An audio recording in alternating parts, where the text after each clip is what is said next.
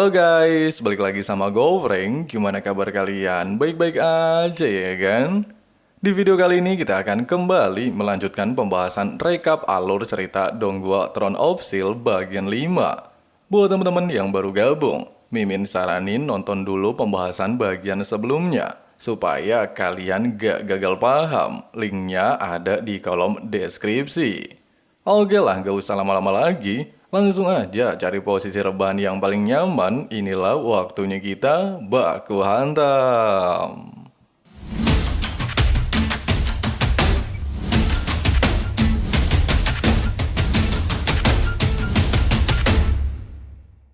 Setelah tiba di kota suci yang merupakan wilayah pusat aliansi kesatria, Hao Chen dan Li Xin bergegas menaiki sebuah lift menuju pusat kota. Di tempat ini, mereka tanpa sengaja melihat Gui Wu sedang bersih tegang dengan seorang pemuda botak. Di mana Gui Wu yang dikenal sebagai pangeran kota Silu tidaklah mengizinkan si botak mengikuti kompetisi pemburu iblis. Dengan alasan, si botak tidaklah memiliki kemampuan penyembuh dengan statusnya sebagai seorang pris, sehingga hal itu akan mempermalukan kota Silu. Akan tetapi dikarenakan si botak tidaklah mau menuruti perintahnya, Gui Wu secara paksa ingin menyerangnya.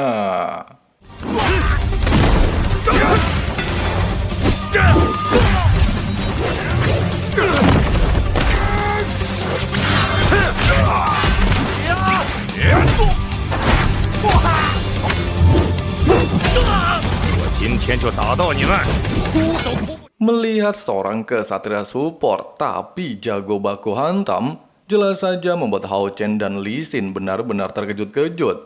Namun sayangnya, meski di awal baku hantam si botak berhasil mendominasi, tapi dikarenakan kalah jumlah, hal itu masihlah membuatnya kesulitan, sehingga mengharuskan Hao Chen dan Li Xin membantunya.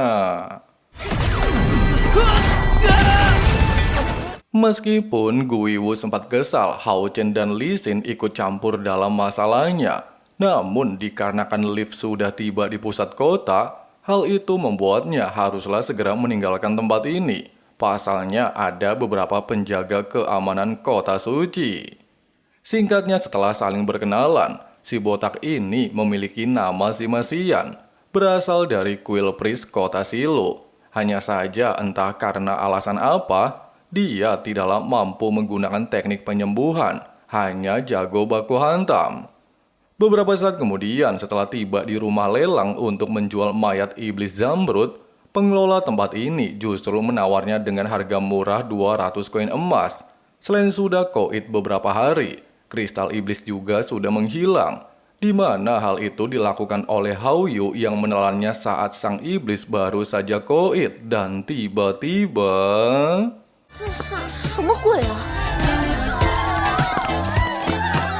Nah, masih inget kan guys? Ini orang bernama Lin Xin, seorang penyihir yang pernah menjual pil miasma kepada Hao Chen.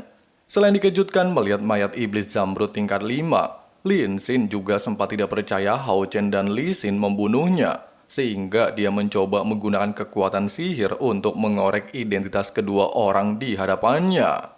Di momen ini, Lin Xin kembali dibuat Herman.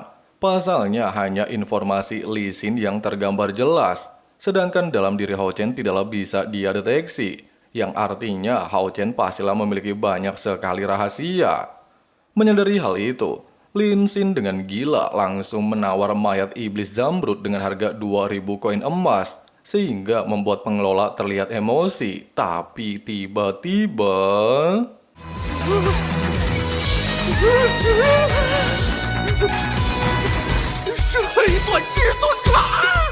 Melihat Lin Xin memegang kartu berlian hitam yang menandakan dia merupakan seorang sultan, sontak saja membuat pengelola langsung bertekuk lutut di hadapannya, sehingga mayat tersebut resmi menjadi milik Lin Xin.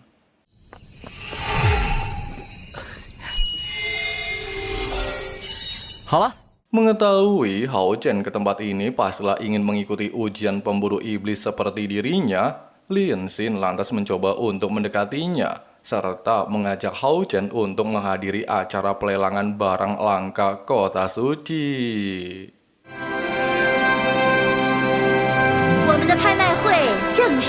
始。我是本场的拍卖师叶未央。Baru saja tiba di tempat lelang dan lagi duduk santuy, pemandu lelang lantas mengumumkan barang lelang pertama disebut sebagai pil jet tingkat 3, sebuah pil ciptaan Master Lin. Mendengarkan nama tersebut, sontak saja membuat Lee Sin merasa familiar dan mengingatkannya dengan kejadian di Kota Bulan. 要是再遇到，非让玫瑰把你咬成秃子！大力，今后一定没有大力敢娶你。 Meskipun Lee Sin sempat kesal dan nyaris saja terjadi keributan, tapi untungnya Hao Chen segera melerainya. Mengesampingkan masalah tersebut, serta menyadari Hao Chen sangatlah menginginkan pil jet miliknya, Lin Sin lantas bertanya, apakah benar Hao Chen yang telah membunuh pedang ganda iblis zamrud tingkat 5? Dengan tegas dan tanpa ragu, Hao Chen membenarkan ucapan tersebut, sehingga membuat Lin Sin terlihat yakin dan langsung memberinya 3 buah pil jet tingkat 3. Meski Hao Chen sempat menolaknya dan tidaklah mengerti kenapa Lin Sin memberikannya untuk dirinya, namun Lin Sin menganggap hal itu merupakan hadiah dari kenalan lama, serta dia juga memiliki satu permintaan.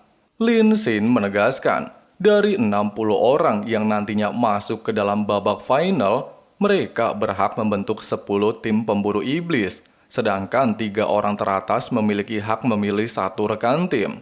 Sehingga jika nantinya Hao Chen berhasil menjadi 3 besar, dirinya sangatlah berharap Hao Chen bisa membawanya ke dalam 1 tim.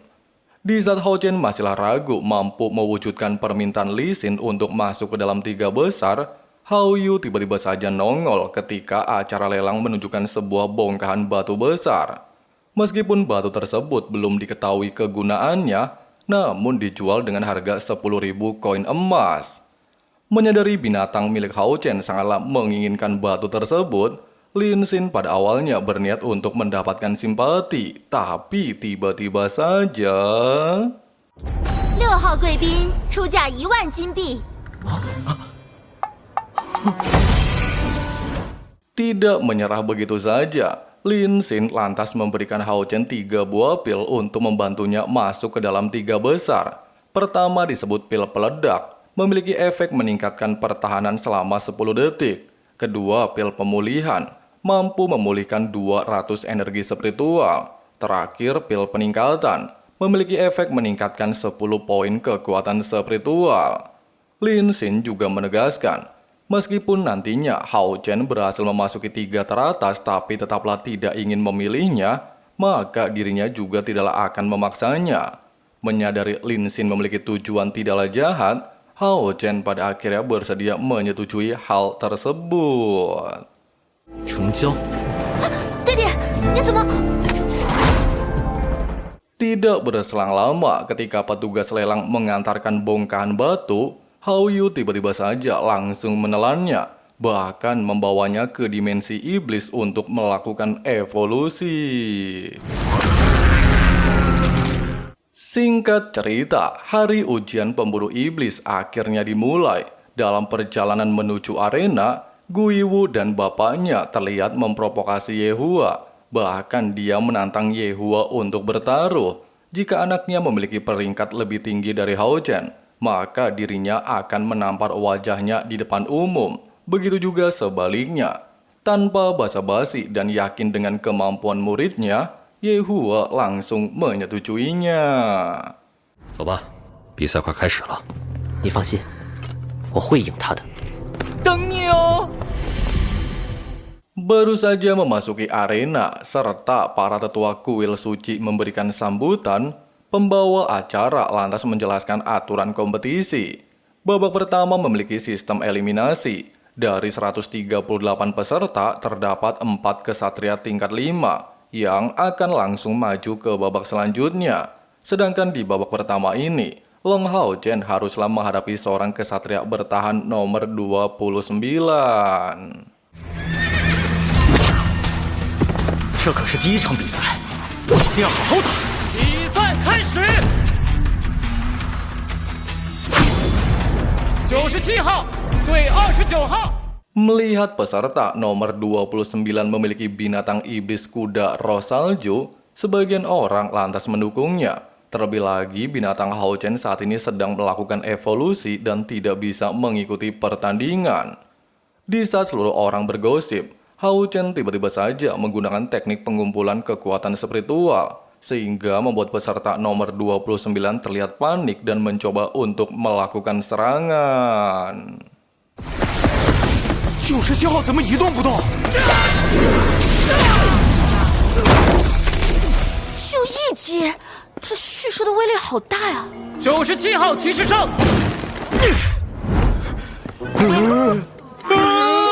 怎么回事？发生了什么？ Dengan pertarungan singkat, Hao Chen berhasil memenangkan pertandingan. Bahkan menyadari teknik pengumpulan kekuatan spiritual bukanlah milik seorang kesatria bertahan, serta melihat adanya cincin warisan di tangan Hao Chen, salah satu tetua lantas memerintahkan pengawalnya untuk mencari tahu identitas Long Hao Chen. Di waktu yang sama, beberapa kesatria terlihat melakukan baku hantam untuk bisa melaju ke babak selanjutnya.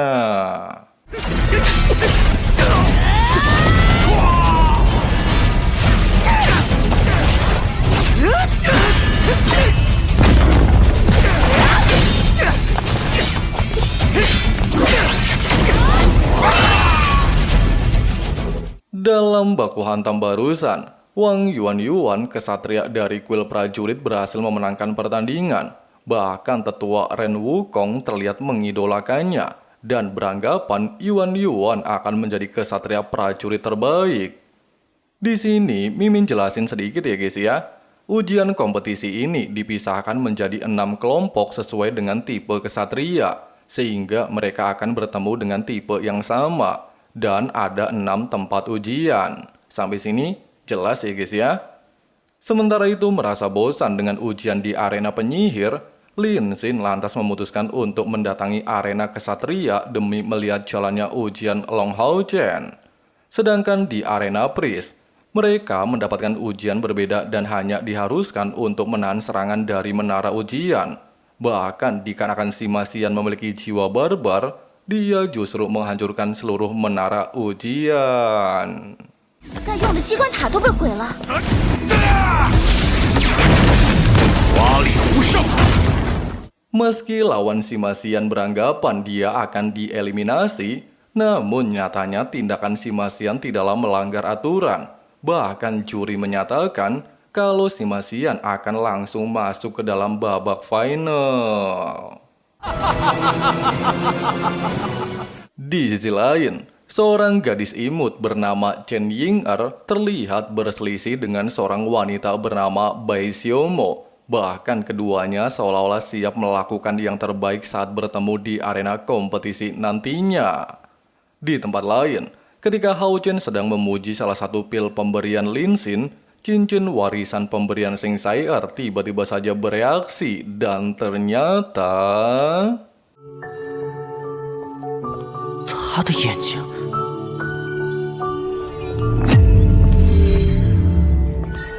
小心，前面危险！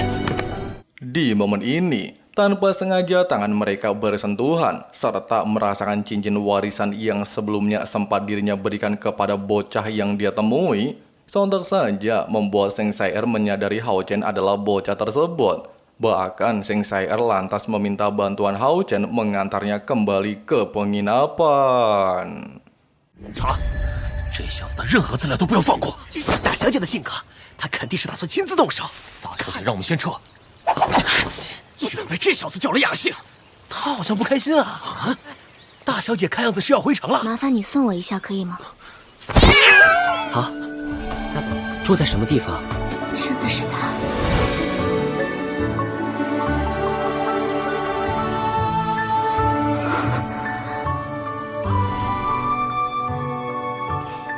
Dalam perjalanan, Seng Sai'er kembali teringat momen pertemuannya dengan Hao Chen.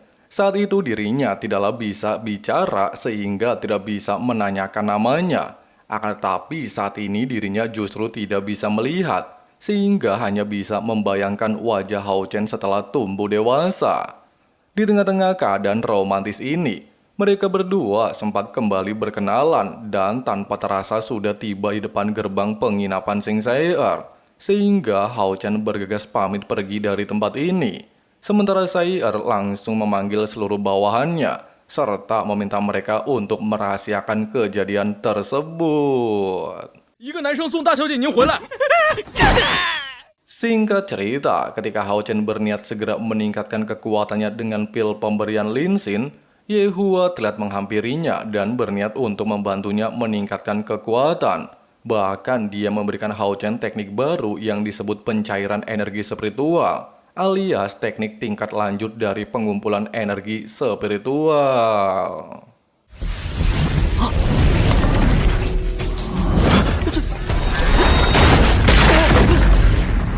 Keesokan harinya, setelah Li Xin berhasil memenangkan pertandingan babak pertama hari kedua dalam waktu singkat melawan seorang kesatria atribut es, di pertandingan babak kedua, Lang Hao Chen haruslah menghadapi Guiwu.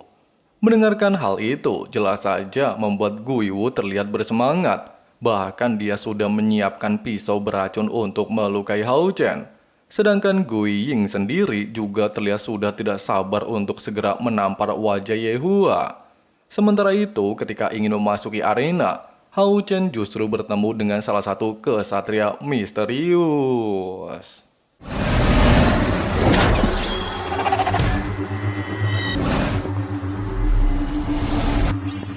Baru saja pertandingan dimulai, Gui Wu terlihat memprovokasi Hao Chen dan memintanya untuk segera menyerah. Akan tetapi jelas Hao Chen tidaklah menghiraukan hal tersebut.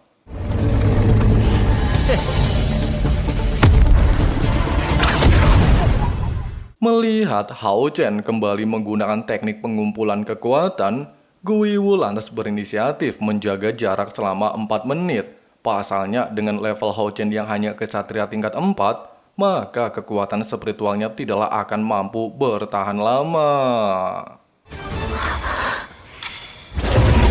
马上就要到4分钟了。别急，别急，自己的领地最高只有1999点。哇，有完没完了？来不及了。拖的时间越久，这场比赛就越危险。 Setelah 4 menit hanya menunggu, serta beranggapan energi spiritual Hao Chen pastilah akan segera habis, Gui Wu pada akhirnya memulai aksi menyerang. Sementara salah satu tetua justru beranggapan Hao Chen sangatlah bodoh, di mana kekuatan spiritualnya sudah habis. Namun siapa sangka kekuatan di dalam tubuh Hao Chen tiba-tiba saja kembali berkumpul.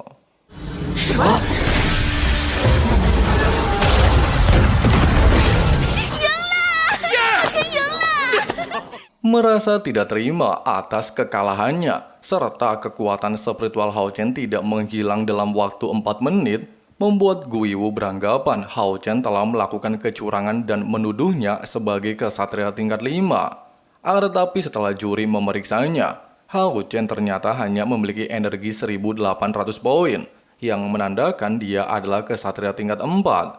Di mana Hao Chen mampu menggunakan tambahan kekuatan spiritual, ternyata berkat bantuan tungku suci miliknya. Dengan adanya fakta itu, Hao Chen lantas dinyatakan sebagai pemenangnya.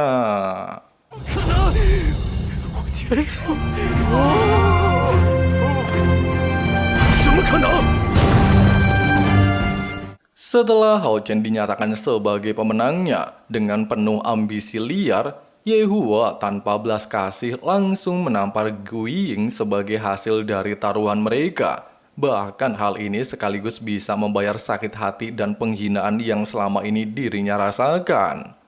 Di sisi lain, setelah mendapatkan laporan mengenai identitas Hao Chen, Han Xian pada akhirnya mengetahui kalau Hao Chen adalah putra Long Xingyu, sehingga dia meminta seluruh tetua untuk merahasiakannya.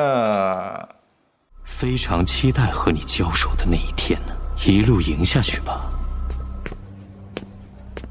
Keesokan harinya, di hari ketiga kompetisi, 10 kesatria yang tersisa di kuil assassin terlihat ingin melakukan kerjasama untuk menjatuhkan Sing Sei'er. Dengan begitu, mereka bisa masuk ke dalam 60 besar.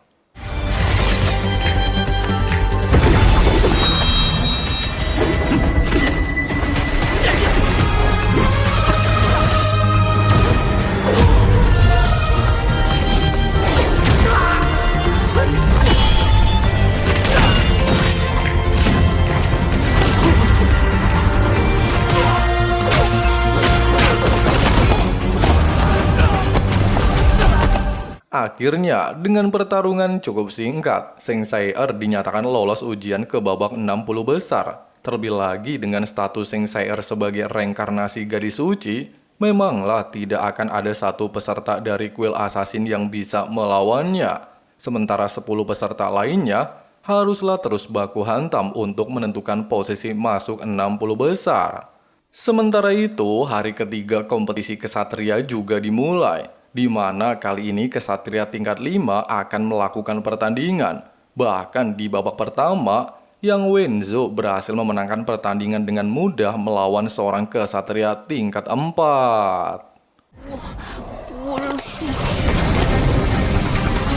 Melihat Hao Chen tidaklah memiliki kepercayaan diri melawan seorang kesatria tingkat 5, Ye Hua lantas memintanya untuk santuy aja, di mana Hao Chen tidaklah mungkin bertemu dengan salah satu dari mereka. Tapi... 我倒要看看你怎么打。又一个武阶！ Meskipun pada kenyataannya harus bertemu dengan kesatria tingkat 5 bernama Han Yu, namun Hao Chen terlihat tidaklah gentar sedikit pun. Dia juga beranggapan hal ini bisa menjadi pengalaman luar biasa untuknya. 比赛开始！你认输吧。 4阶对上5阶，绝无胜利可能。 Di awal pertandingan, melihat Hao Chen menggunakan teknik pengumpulan kekuatan, membuat Han Yu terlihat meremehkannya. Pasalnya, teknik tersebut tidaklah akan berguna melawan seorang kesatria tingkat 5. Bahkan dia langsung menunjukkan teknik spiritual cair, merupakan teknik tingkat lanjut dari pengumpulan kekuatan spiritual, mampu meningkatkan kecepatan dan serangan.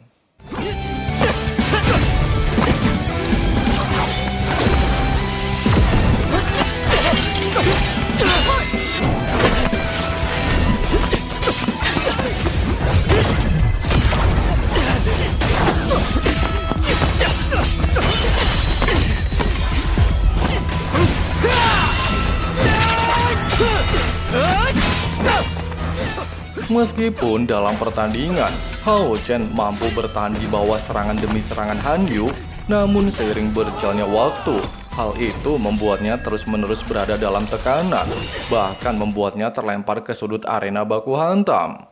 Meski di momen ini, wasit meminta Hao Chen untuk menyerah, tapi Hao Chen tidaklah mundur begitu saja, sehingga membuat Han Yu semakin berambisi untuk mengalahkannya dan menggunakan teknik gravitasi menahan pergerakan Hao Chen.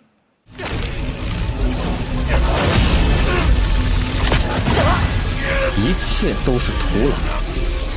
他已经把他能用的全用完了。那弟弟怎么办？这位5阶骑士都更胜一筹，普通的技能根本无法破解，这应该是控制系的秘籍。教官，怎么办？弟弟他…… 我更强。 Di bawah tekanan serta tidaklah memiliki kemampuan lagi untuk melepaskan diri, Hao Chen lantas teringat dengan pesan ayahnya untuk menjadi kesatria ganda. Hanya saja dia haruslah menyembunyikan hal itu dan memfokuskan diri sebagai kesatria bertahan. Akan tetapi, dikarenakan saat ini Hao Chen tidaklah memiliki pilihan lain, dia pada akhirnya menunjukkan kekuatan sejatinya sebagai kesatria penyerang, serta menggunakan satu persatu teknik dari cincin warisan. 竟然是正剑！正剑！怎么又是承接技能？硬撑！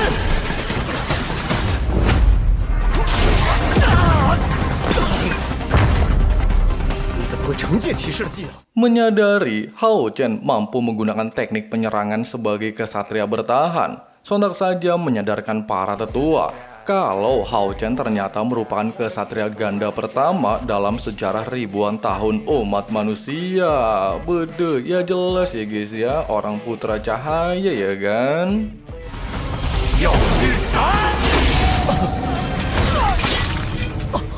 Akhirnya, dengan pertarungan singkat, Hao Chen dinyatakan sebagai pemenangnya. Namun di momen ini, Han Yu terlihat tidaklah menerimanya dan beranggapan dia belumlah menggunakan seluruh kekuatannya.